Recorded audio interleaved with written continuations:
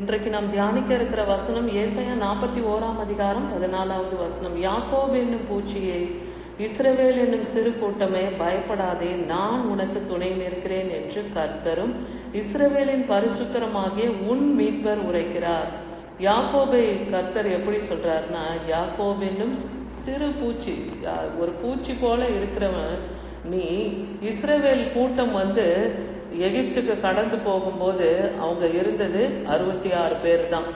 அங்க யோசேப்பும் அவன் மனைவி 2 பிள்ளைகளை சேர்த்தாதான் 70 பேர் இஸ்ரவேல். ஆனா இங்க கானானை விட்டு பஞ்சம் அவங்க கடந்து போகும்போது அவர்கள் சிறு கூட்டமா தான் இருந்தாங்க. அதான் சொல்றாரு, பயப்படாதே, நான் உனக்கு துணை நிற்கிறேன் என்று கர்த்தரும் இஸ்ரவேலின் பரிசுத்தருமாகிய உன் மீட்பர் உரைக்கிறார். நீ அடிமைப்பட்டு போகிற அந்த தேசத்திலே நான் உனக்கு துணை நிற்கிறேன், அதனால நீ ஒன்றுக்கும் பயப்படாதே, கவலைப்படாதேன்னு சொல்லி யாக்கோபை குறித்தும் இஸ்ரவேலின் சிறு கூட்டத்தை குறித்தும் கர்த்தர் சொல்லுகிறத பார்க்கிறோம். ஏன்னா நமக்கு துணை நிற்கிறேன்னு சொல்லுகிற தேவன் எப்படிப்பட்டவர்னு முதலாவது நாம் அறியணும்.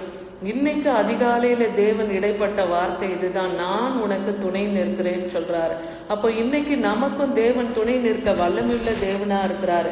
ஏசாயா 54:5 சொல்லுது, உன் சிருஷ்டிகரே உன் நாயகர், சேனைகளின் கர்த்தர் என்பது அவருடைய நாமம், இஸ்ரவேலின் பரிசுத்தர் உன் மீட்பர், அவர் சர்வ பூமியின் தேவன் எனப்படுவார். உன் சிருஷ்டிகரே உன் நாயகர். அப்போ நம்முடைய சிருஷ்டிகர், சகலத்தையும் படைத்து ஆளுகிற தேவன் தான் நம்முடைய நாயகர். சேனைகளின் கர்த்தர் என்பது அவருடைய பரிசுத்த நாமம்.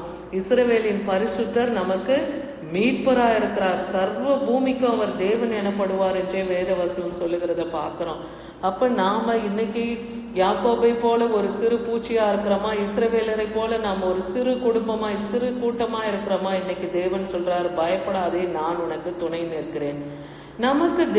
நமக்காக தேவன் என்ன செய்வன்னு சொல்றாரு பாருங்க. ஏசாயா 43:14 இப்போ நம்ம துணை நிற்கிறேன்னு சொல்றாரு. அப்ப துணை நிற்கிறாருன்னா ஏதோ ஒரு காரியம், நம்ம எல்லையில ஒரு யுத்தம் இல்லையா, ஏதோ ஒரு பாடுகள், ஏதோ ஒரு பிரச்சனை நம்ம எல்லையில இருக்குன்னா தேவன் நமக்கு துணை நிற்கிறன்றது தான் வாக்கு பண்றாரு.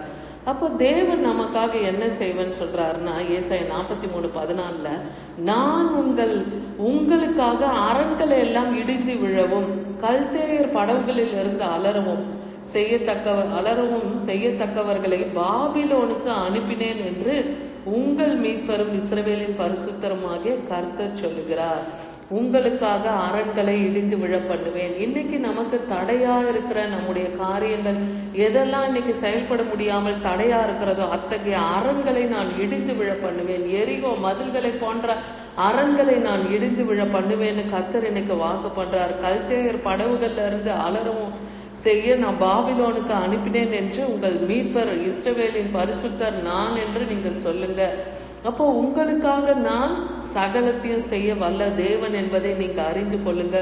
ஏன்னா உங்கள் மீட்பர் நான் தான், இஸ்ரவேலின் பரிசுத்தர் நான் தான் கர்த்தர் இன்னைக்கு நமக்கும் வாக்கு பண்ணுகிறார்.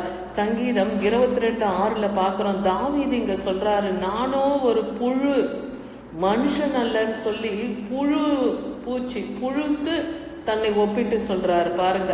தேவன் மனுஷனை அவருடைய சாயல்ல படைத்தாலும் இங்க தாவீது தன்னை ஒரு புழு என்று சொல்லுகிறார். நான் மனுஷன் அல்ல, மனுஷராலே நிந்திக்கப்பட்டோம், ஜனங்களாலே அவமதிக்கப்பட்டோம் இருக்கிறேன் பாரு. அப்ப தேவனுடைய துணையை நாம் தேடும் போது நாம் நம்மை வெறுமையாக்கணும். ஏன்னா இங்க பவுல் அப்போஸ்தலன் அதுன்னு சொல்லுவாரு, நான் குப்பையும் தூளுமா இருக்கிறேன்னு. அது போல நம்மை நாம் தாழ்த்தும் போது தேவன் நமக்கு துணை செய்ய அவர் வல்லமை உள்ளவர். நம்மை புழுவாக எண்ணுகிறவர்களாய் நாம் இருக்கணும். ஏன்னா தேவனுடைய கண்களுக்கு முன்பாக மனுஷர்களை அவர் மண் என்று எண்ணுகிறார்னே இருக்கு. அப்ப அதிக பெருமையும் கர்வமும் நமக்கு தேவையில்லை இல்லையா? அப்போ நம்ம ஒரு புழு, நம்மளும் ஒரு மண்ணாக தேவனுக்கு முன்பாக நம்ம காணப்படணும். ஏன்னா நம்மை உருவாக்கி நம்மை உண்டாக்கி வைத்திருக்கிறவர் கர்த்தர் தான் இல்லையா? எரேமியா 50:34 சொல்றாரு, அவர்கள் மீட்பரோவெனில் வல்லமை உள்ளவர், சேனைகளின் கர்த்தர் என்பது அவருடைய நாமம். அவர்களுடைய மீட்பர்னா இஸ்ரவேலர்களுடைய மீட்பர் யாரு?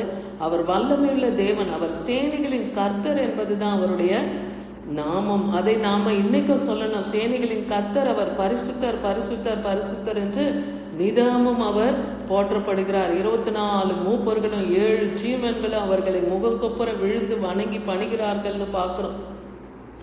அப்படிப்பட்ட சேனைகளின் கர்த்தர் தான் நம்முடைய தேவன். அவர் தேசத்தை இளைப்பாற பண்ணுகிறதுக்கும் பாபிலோனின் குடிகளை தத்தளிக்க பண்ணுகிறதுக்கும் அவர்களுடைய வழக்கை அவர் நடத்துவார். இன்னைக்கு நமக்கு விரோதமாய் பாபிலோனை போல அந்நியர்கள், எகிப்தியரை போல அந்நிய ஜனங்கள் நமக்கு விரோதமாய் எழும்பி நம்மை தத்தளிக்க பண்ண இருக்கிறாங்களா? ஆனா இன்னைக்கு கர்த்தர் சொல்லுகிறார், அவர்கள் வழக்கை நான் நடத்துவேன்னு சொல்றாரு. அவர்கள் உங்களுக்காக செய்கிற அத்தனை காரியங்களுக்கும் தேவன் வழக்காடுவேன்னு சொல்றாரு.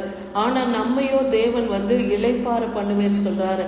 எப்படி தான் முதல் பெயர்சபா வரைக்கும் சாலமோன் காலத்துல யுத்தம் இல்லாத ஒரு இளைப்பாறுதல் அமெரிக்கையாக ஜீவனம் பண்ணும்படியா இஸ்ரவேல் ஜனங்களை சாலமோனை கொண்டு தேவன் நடத்தினாரோ, இன்றைக்கு நம்மையும் நடத்த அவர் வல்லமை உள்ளவரா இருக்கிறார். நமக்காக அவர் வழக்காட, எதிராளிகளை வழக்காட நிற்கிறார் இன்னைக்கு நமக்காக. சங்கீதம் 19:14 பாருங்க, என் கண்மலையும் என் மீட்பெருமாகிய கர்த்தாவே, என் வாயின் வார்த்தைகள் என் இருதயத்தின் தியானமும் உம்முடைய சமூகத்திலே பிரீத்தியா இருப்பதாக. அப்போ நம்மை மீட்க போகிறார், நமக்கு துணை செய்ய போகிற தேவன். நாம என்ன செய்யணும்? அவரை நம் வாயினாலே போற்றணும், தேவனை மகிமைப்படுத்தணும். நம்முடைய தியானம் கர்த்தருக்கு முன்பாக பிரீத்தியா இருக்கணும், தேவனை துதிக்கணும், இனிய பாடல்களை பாடி தேவனை மகிமைப்படுத்தி தேவனிடத்திலே நாம் இரக்கத்தை நாம் பெற்றுக்கொள்ளணும். ஏன்னா கர்த்தர் நமக்காக யுத்தத்தை செய்ய போகிறார். கர்த்தர் நமக்காக யாவையும் செய்து முடித்து வைத்திருக்கிறார் இல்லையா? அப்ப நமக்கு அந்த முடித்த காரியங்களை நமக்கு கொடுக்க போகிறார். அதனால இன்னைக்கு நாம் தேவனை நம் வாயின் வார்த்தைகள்னாலும் இருதயத்தின் தியானத்தினாலும் தேவனுக்கு நாம பிரீத்தியாய் இருக்கணும். அவரிடத்துல நாம் அன்பாய் தேவனை துதிக்கிறவர்களா இருக்கணும். இங்க யோபுவை குறித்து அவருடைய நண்பனாகிய பில்தாத் என்பவர் சொல்றாரு, யோபு 25:6 புழுவாய் இருக்கிற மனிதனும் பூச்சியா இருக்கிற மனுபுத்திரனும் எம்மாத்திரம். அப்போ தேவனுக்கு முன்பாக புழுவா இருக்கிற மனுஷன், பூச்சியா இருக்கிற மனுபுத்திரன் எம்மாத்திரம் இல்லையா? அப்போ இங்க யோபு அவர் ஒரு நீதிமானும் உத்தமனும் சன்மார்க்கனுமாய் இருந்தார் தேவனுக்கு முன்பாக. தேவன் அனுமதிக்காம அவருக்கு அந்த பாடுகள் வரல. ஆனா இந்த பில்தாத் அந்த நண்பர்கள் என்ன பண்றாங்க, அவர் உத்தமத்தை சோதிக்கும்படியாக அவர் உத்தமத்தை ரொம்ப கீழ்ப்படுத்தி அவங்க பேசுறாங்க. ஒரு புழுவா இருக்கிற மனுஷன், நீ பூச்சியா இருக்கிற மனுபுத்திரன், நீ அவருக்கு முன்பாக ஏமாத்துறோம், நீ என்ன பாவம் செய்தியோ அதனால இதை பாடுபடுகிறேன்னு சொல்லி அவரை தூற்றுகிறத பாக்குறோம்.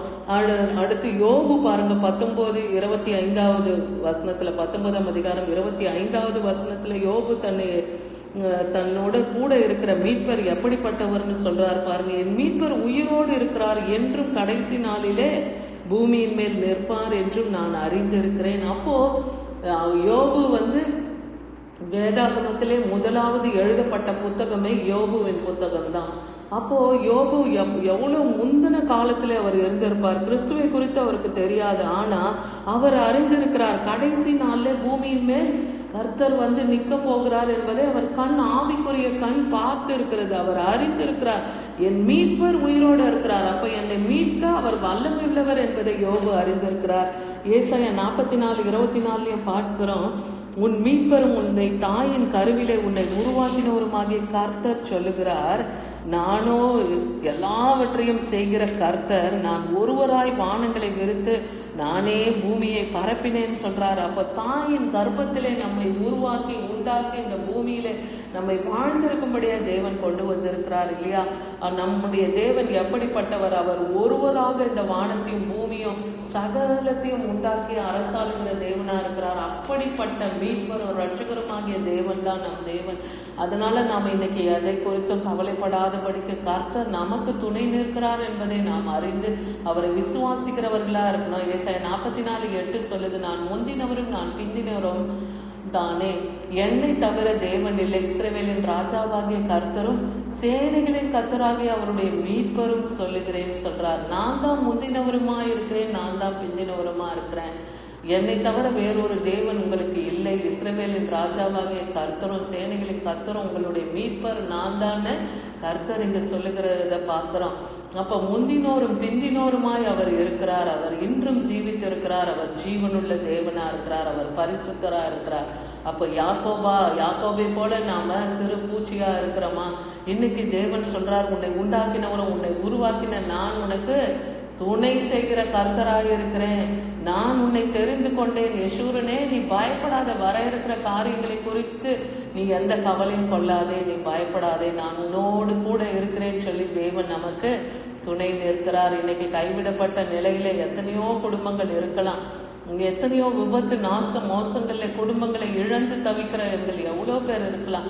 இன்னைக்கு தேவனை அறிந்திருக்கிற நமக்கு கர்த்தர் இருக்கிறார். நமக்கு அவர் யசூரனா இருக்கிறார். நம்மை பலப்படுத்துகிற கர்த்தரா இருக்கிறார்னு பாக்குறோம். அப்போ அறியாத ஜனங்க, இன்னைக்கு தேவனை அறியாத ஜனங்களுக்கு அந்த ஒரு பாக்கியம் இல்லாமல் இருக்கலாம். ஆனா இன்னைக்கு கர்த்தருடைய வார்த்தை கேட்கிற நமக்கு தேவன் துணை செய்ய வல்லமை உள்ளவர். ஏன்னா கலாத்தியர் 3:13 சொல்றாரு, மரத்திலே தூக்கப்பட்ட யாவரும் சபிக்கப்பட்டவங்கன்ட்டு வேதத்துல எழுதியிருக்கு. கிறிஸ்து நமக்காக தான் சாபமாகி நியாய பிரமாணத்தின் சாபத்தை நம்ம விட்டு நீங்கும்படியாக தான் அவர் நம்மை மீட்டு கொண்டார்னு பாக்குறோம் இல்லையா? ஏன்னா மத்தேயு 7:14 ஜீவனுக்கு போகிற வாசல் இடுக்கமானது இல்லையா? அந்த வழி நெருக்கம், அதை கண்டுபிடிக்கிறவர்கள் சிலர். ஆனா பாதாளத்துக்கு போகிற வாசல் விரிவா இருக்கு, அங்க போகிறவர்கள் அநேகர். ஏன்னா நித்தியத்தை குறித்து அறியாதவர்கள் தான் பாதாளத்தை நோக்கி போறாங்க. ஆனா இன்னைக்கு ஆண்டவராகிய இயேசு கிறிஸ்து தான் ஜீவனுக்கு போகிற வழி என்பதை நாம் அறிந்தோம். ஆனால் நித்திய ஜீவனுக்கு போகிற ஒரே வழி இயேசு கிறிஸ்து என்னும் அந்த உன்னத நாமத்தை நாம் விசுவாசிக்கும் போது நாம் மரித்தாலும் நித்திய ஜீவனிலே நாம் காணப்படுவோம். அந்த ரட்சிப்பை நமக்கு கர்த்தர் இன்னைக்கு கொடுத்திருக்கிறார். அதனால நாம ஜீவனுக்கு போகிற வாசல் இடுக்கமான வழியை நாம் தெரிந்து கொண்டு நாம் இயேசு கிறிஸ்துவை பின்பற்றி நடக்கும் போது கர்த்தர் நம்மையும் எல்லா இக்கட்டுகளிலிருந்து நம்மளை நீங்களாக ரட்சிக்குவோம், நமக்கு துணை செய்யும். அவர் வல்லமில்ல தேவனா இருக்கிறார். இதை நாம் விசுவாசிப்போம். ஆமென்.